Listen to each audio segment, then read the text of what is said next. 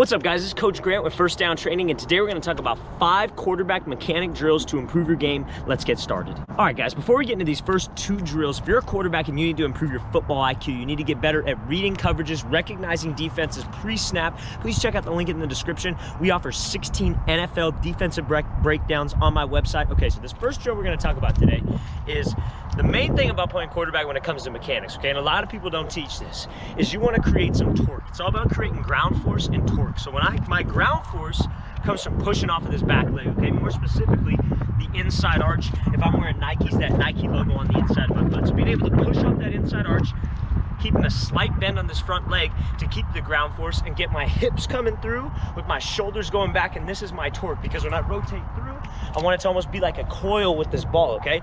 Now that's what we're gonna be working right now. So this is gonna be, you could do this kind of 2 speeds. You could do it slow to start out, and you can do it very violent once you get a little bit more comfortable with it, okay? So this is very similar to that Dak Prescott drill that everybody loves to talk about, right? But we're gonna be here, and we're just gonna do it stationary to start. I have a dumbbell in my left hand because I like having something heavier in my left hand, because it forces my left arm to stay tight to my body. If I just had a tennis ball in my hand, I could drop my left arm whichever way and it won't matter, okay? You could have a tennis ball, you could have a weighted ball in your right hand as well, but I like having this is a little 2-pound dumbbell, or you could have a weighted ball, and if you don't have anything like that, a tennis ball will be just fine. So we're gonna be here. All we're gonna do, good posture, right? Vertical for my posture, slight bend in my legs, and all I'm gonna do is I'm gonna be here and pivot.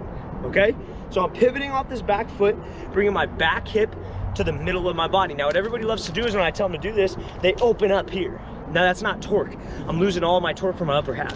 I want to be here, nice and relaxed, shoulders going back, hips coming forward, because when my hips are coming forward like this, my core is forced to come through. So the ball's gonna my arm will get to that 90-degree angle we like to talk about, and I'll be able to finish. I don't want to be like this here, because my hip will come through, my core will come through, and I'll have this hiccup in my motion, right? So I want to get to either this opposite L or somewhere in that way, okay? Or somewhere in that frame. So we're just going to be here, nice and easy, pivot. That's all I want you to do. Get this front foot in the ground as fast as we possibly can. Keep a slight bend. Now, what we're going to do is we're going to switch sides. Now, you're going to come back with your left hip. Now, this might feel awkward, and if you're a left-handed quarterback, you're just going to come through with your right hip like we were just doing. So you're going to put the dumbbell in your right hand. Now, what we're going to do is the same thing the opposite way. We're going to be here. Now when I do this, see, I even have trouble stepping with my front foot here. Now why do we do that? Why do we work both sides? Because it loosens up your hips, okay? And it gets your hips rotating, because when we're actually throwing, I'm a right-handed quarterback. When I'm here and I'm driving, if this front hip stays locked, and all I'm doing is coming through with this back leg, I'm not gonna get as much rotational force as I need to. I gotta be able to rotate all the way through with my hips, so the arm will come through and I'll have some speed, okay? So again, the first drill that we can do is we're gonna do it the right way. So we're gonna be here, coming through, and we're gonna switch. We're gonna come through with our back leg and rotate here. Step, same deal, rotate, trying to loosen up my hips, get my hips rotated, okay? I would like to work, I have my guys go 5 sets of 5 reps on each thing. All right, guys, so this third drill is gonna build off of the last 2, and you wanna work them in this order, okay? So what it's gonna be is you're gonna get a football. Now, the reason why we hold a football is to make sure your shoulders stay back. So you're gonna hold this thing. If you hold it in your chest, normally, I want a nice relaxed carriage, but I want it to be almost on this right pec, okay? Reason being, we're gonna already start with my foot opened up. The last drill, we were working on opening everything up. Now we're gonna start with it open. Nice balanced position, working on your front leg, having a slight bend to it, okay? So you're gonna start out like this, and this is to keep your shoulders back. All we're gonna do, eyes straight forward, good posture, just rotate off that back foot. And now the reason why I'm holding this football is because that helps with your shoulder torque, okay? Because if I'm not holding something and I just did it without a ball, I'd be tempted to open up, okay? Holding a football, you can do this with a baseball bat as well. Holding this thing right here forces your shoulders to stay back and your hips to go through. They call it hip and shoulder dissociation. That's too complicated. I just want your hips to go forward and your shoulders to go back, okay? So we're just gonna be here again. Toe opened up, slightly just inside of the target in front of you. Shoulders back because we're holding this ball, and all we're gonna do is pivot. And you see how my hips come all the way through. My back hip comes to the middle of my body. I pivot, my back hip came to where my belly button was, okay? Same deal, we're working about 5 sets of 5 reps. All right, so this third drill, guys, is working the exact same thing, but now we're actually gonna rotate all the way through this thing. This is the second phase, so again, I wanna work this in this order, okay? This is the 4th drill. So we're gonna start here with your shoulders, or your hands across your shoulders, okay? Now your feet are gonna be normal, just like that first drill I was talking about. So now, what we're gonna do is it's gonna be the same idea as that first drill with the dumbbell and the tennis ball where I'm coming here, where I'm gonna be like this, and I'm gonna be here. Now I keep my hands crossed because it doesn't allow my shoulders to come open, right? I keep this closed, my hips come through, and now all we're gonna do is rotate with the core. That's to work your rotational force. Your hip comes through, and then the core brings the arm through.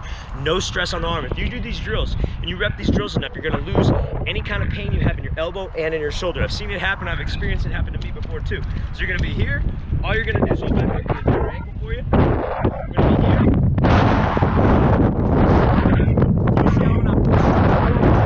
Shoulders go back, hips go forward, and I rotate through. Now you can work this in a 5-yard space. You can work this just stationary. You can just stand here and be like this, rotate through, and then come back. Now every time when I drive with my legs, see I'm keeping a slight bend to this front leg, right?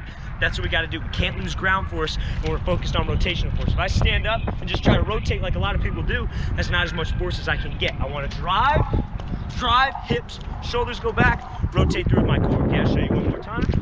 I'm gonna be here and rotate through, okay? Keeping my hands crossed the entire time. Fight the urge to swing this left elbow down. Same deal, 5 sets, 5 reps. All right, guys, so this next drill you're gonna do in about a 5-yard space, and you're gonna need something in your left hand. It could be a tennis ball. I like using something weighted to make sure that I keep this left hand in front of my face all the way through the finish, okay?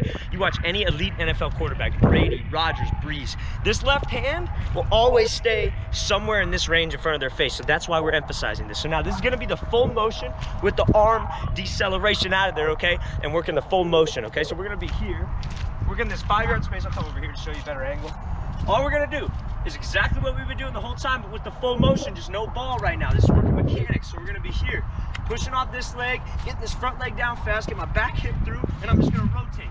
Then I'm gonna reset. I'm gonna be here, rotate, reset, rotate, reset, rotate, reset. Every time we wanna come reset, because a part of mechanics is being in this good base, right? I can't be like this every time. I always want to reset, get on this platform, as I like to call it, skateboard, surfboard, for all you skaters and surfers out there, okay? So I want to do that thing all the way down, and I want to do 6 sets. So up, back, working this full motion, keeping this left hand nice and tight to my body, driving with my back foot, or driving with my back hip, keeping my front foot bent, slightly bent, 6 sets of that. I'm gonna show you again how to look about full speed.